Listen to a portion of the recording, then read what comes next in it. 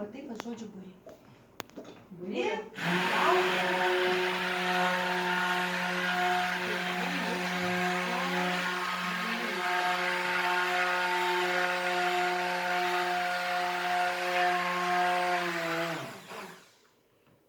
Va toks.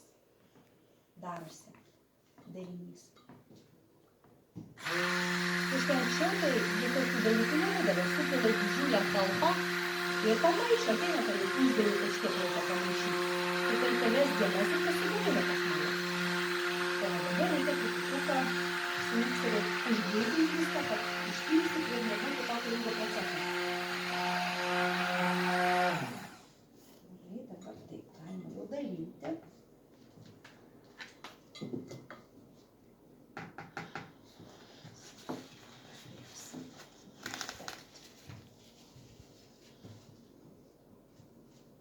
Pasiėmiau tualetinį popierių vietoj, galvoju bus paprasčiau. Nu, va, dabar pabandysim sumaišyti su dažais.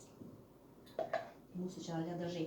Nes kaip ir minėjau, reiškia, svarbu priedų per anksti neįpilti. Vien todėl, kad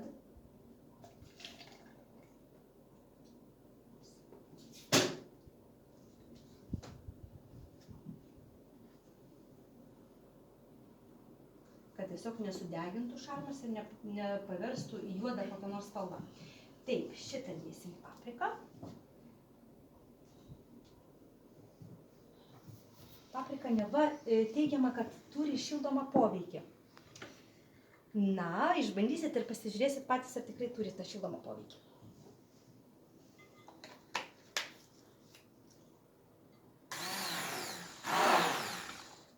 Tai iš pradžių suduoda tokią gražią spalvą.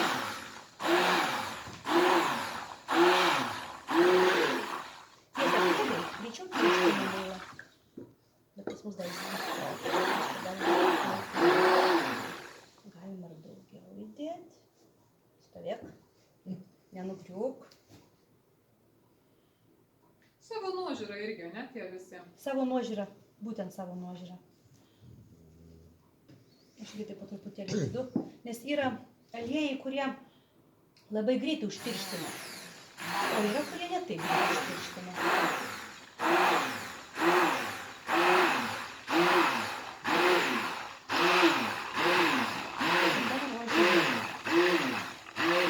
Taip, dabar tegu biškį pastovi. O čia įdėsim rožės lapukai.